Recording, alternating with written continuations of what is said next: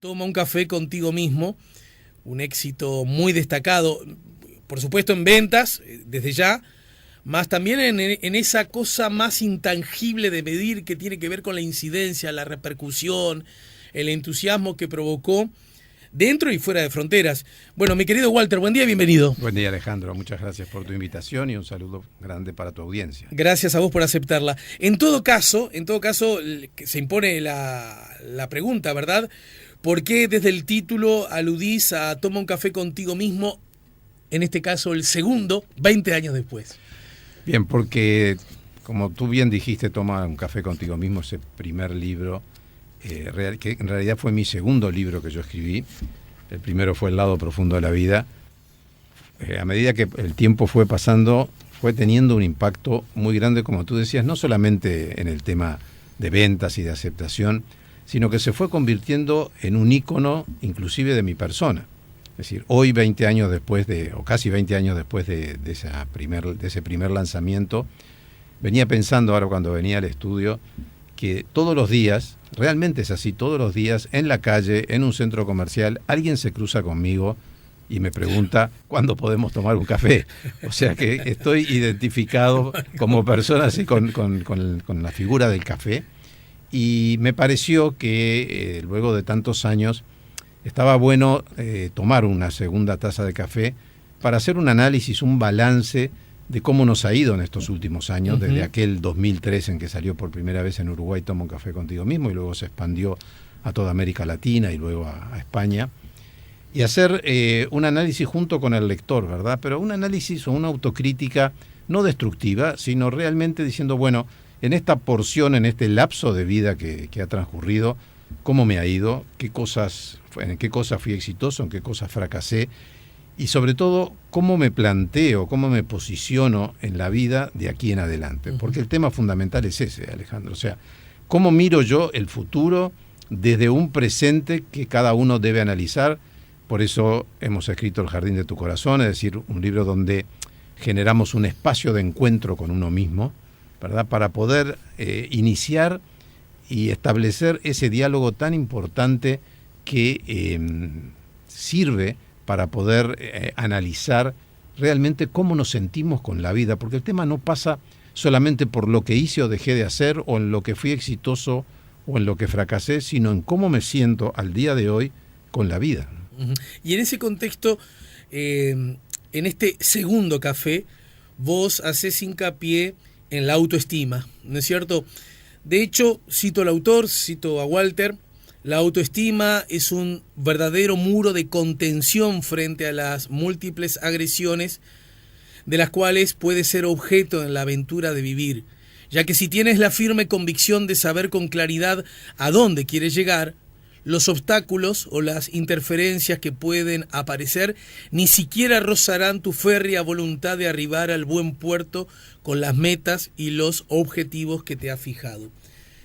A mí se me ocurre que es un poco necesario, ante este comentario, discriminar, diferenciar, separar el valor de la autoestima de lo que podríamos llamar, que se me ocurre a mí, tú me corregirás, andan como caminando cerca por la misma vereda, el egoísmo, la actitud de que todo debe girar en torno nuestro, para y por nosotros, y la poca empatía hacia los demás. ¿Dónde deberíamos posicionarnos y cómo saber distinguir lo uno del otro? No, creo que hay una diferencia fundamental. Es muy buena tu pregunta porque es una confusión que habitualmente se maneja. Es decir, la persona que tiene una buena autoestima no necesariamente es una persona egoísta, todo lo contrario. Es decir, cuando una persona reúne los dos pilares fundamentales de la autoestima, que es la confianza en sí mismo y el respeto por sí mismo, de alguna manera llega a una situación en la cual puede extender su mano para ayudar a los demás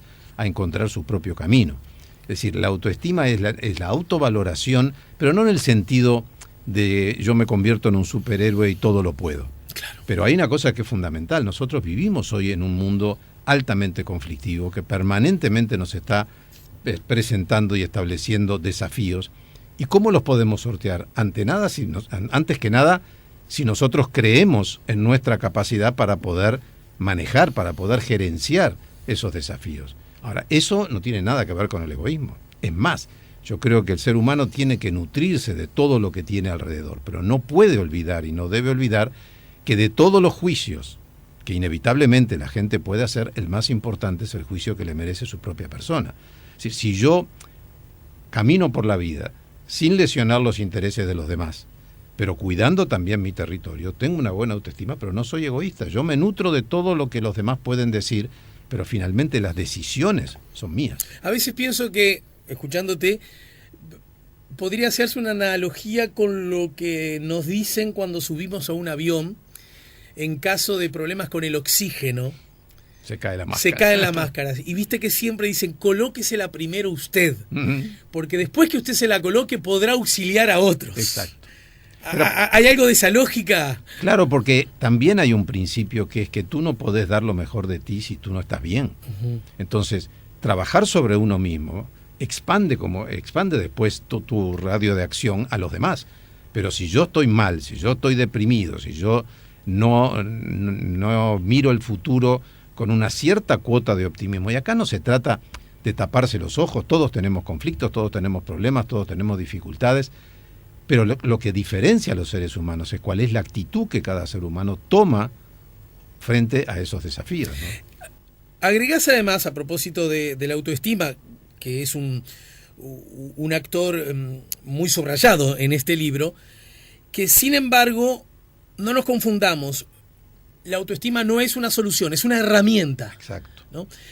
A mí me gustaría que desarrolles un poco ese concepto, porque también señalás que es muy probable que el impacto de una circunstancia dolorosa que te haya pasado, la reconstrucción de la autoestima sigue sin estar completa. Es decir, un momento crítico, de crisis, un momento de dolor trágico o quizás ni tanto, lesiona nuestra autoestima. A, ¿cómo hago para reconstruirla? B, aún reconstruyéndola, ¿cómo sé que se trata de una muy importante herramienta, pero no herramienta y no fin en sí mismo? No, por supuesto.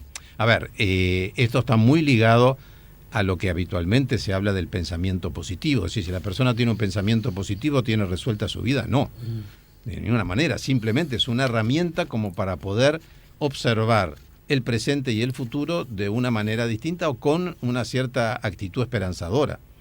Pero es cierto, los episodios difíciles o críticos de la vida, lo primero que hacen es derribar nuestra autoestima. ¿Por qué? Porque perdemos la confianza en nosotros mismos, porque nos preguntamos, ¿por qué me ha tocado a mí? ¿No? O sea, y esto puede ser en el terreno de los afectos, en el terreno económico, es decir, en el terreno laboral, es decir, en países donde la economía y la estabilidad es muy variable, es decir, estamos sujetos a ese tipo de vibraciones en forma permanente. Ahora, una vez que tocamos con nuestra parte posterior el piso, ¿verdad? Llega el momento de la reconstrucción. O sea, hay dos caminos bien claros. O me quedo allí, ¿verdad?, rememorando el fracaso y las circunstancias que me llevaron a esa situación, o de alguna manera intento reconstruirme. Y en esa reconstrucción, uno de los principales pasos, uno de los principales escalones es recuperar la autoestima. ¿Por qué? Porque si yo no creo en mi capacidad para poder recuperarme, nadie me la puede dar, ni nadie me la puede prestar, ni nadie me la puede regalar. O sea, yo tengo que ser consciente de que aún en las peores circunstancias, el ser humano siempre tiene un plus, siempre tiene un espacio para su recuperación, salvo frente a la muerte. Pero sacando ese episodio, del cual hablamos el año pasado, cómo no. Es decir, todo lo demás es recuperable, porque la vida siempre te da otra oportunidad. Y en ese contexto, ¿por qué incluso a veces cuando el viento viene en contra y las dificultades parecen hacer fila para caernos, ¿por qué a veces no nos gana cierto, no sé si uso la expresión correcta, cierto regodeo de la adversidad? Parece como que la suma de dificultades nos alimenta en nuestro discurso desgraciado, en nuestro relato de la desgracia. Porque nos ubicamos desde el rol de la víctima, ¿verdad? O sea, esa victimización, ¿verdad? Y aparte, a ver, hay situaciones, yo lo he vivido a lo largo de 43 años en el ejercicio de la medicina, hay situaciones realmente complejas, ¿verdad? Hay personas que arrastran situaciones de distinto tipo, ¿verdad? Enfermedades familiares, directas, de hijos, de padres, de hermanos, que realmente desarman cualquier estructura por más positiva que la persona sea. Pero ahí en ese caso, ¿qué es lo que tenemos que hacer con esa persona? Ayudarla a transitar por ese complejo camino de la mejor manera posible. No podemos cambiar la realidad. El escenario es uno solo y la realidad también es una sola. Pero tenemos que ayudarle a que pueda transitar de la mejor manera posible por ese escenario tan difícil que le toca vivir. Ahora, también está lo otro, que está la sobredimensión de los problemas. Hay personas que tienen un pequeño problema y hacen de ese pequeño problema una montaña insuperable. Entonces, ahí también tenemos que ayudar a la persona a que vea en su justa dimensión cuál es el conflicto que tiene. Hay otra cosa que decís que me resultó muy interesante y que lleva como título "No es necesario soportar el temporal". Agregás: como vivimos en una vorágine constante, habitualmente no nos detenemos a pensar sobre que la vida nos enseña a cada paso, sino que consideramos que eso es lo natural, que eso es lo espontáneo. Sin embargo, cada uno de los acontecimientos que vivimos, inclusive aquellos que sentimos y consideramos como negativos, nos deja una enseñanza, un mensaje y una oportunidad de iniciar un proceso de cambio o de reingeniería personal. De esto tampoco somos muy conscientes y casi siempre hacemos hincapié en lo que es perjudicial para nosotros, lo que hablábamos de un modo recién, claro, ¿no? Sin percibir cuál es la oportunidad que la situación que estamos viviendo nos pone a nuestra disposición. Sin embargo, destacás que no es necesario soportar el temporal. Es curioso porque vivimos de alguna manera bajo el paradigma exactamente contrario, ¿no? Que uno tiene que soportar el temporal, estoico, firme, corajudo, valiente, y si es posible sin demostrar muchas emociones, ¿no? Claro. ¿Verdad? Que los demás no se enteren. Claro. ¿Dónde deberíamos colocarnos entonces? No, a ver, el tema es así. En el periodo agudo de la situación conflictiva es extremadamente difícil separar los hechos de los sentimientos y las emociones que provocan esos hechos. Es decir, es muy difícil cuando tú recibís el impacto negativo de una determinada noticia, que tú en ese momento puedas ver cuál es el mensaje que ese episodio, que esa situación está tratando de transmitirte. Pasa un tiempo, pasan meses, a veces pasan años, y cuando uno se retrotrae al episodio, ya lo estás analizando de una manera absolutamente distinta. A ver, de hecho, yo siempre le digo a mis oyentes y a mis lectores, si ustedes entrecierran sus ojos y van hacia atrás en la historia de su vida y tratan de rescatar aquellos episodios que en su momento fueron muy conmocionantes, muy críticos, a la luz del paso del tiempo, hoy en día han perdido totalmente esa importancia. Y aprendemos nosotros a mirarlo, ahí sí, a realmente como darnos cuenta de que fue una oportunidad, que la tomamos o no la tomamos en aquel momento, pero que fue una oportunidad para decir, bueno, esto tiene que cambiar, no puedo seguir de esta manera. Uh-huh. Sí, y a mí me ha pasado personalmente a lo largo de la vida varios episodios en los cuales el mensaje era clarísimo. Uh-huh. En algunos me di cuenta y lo pude rescatar.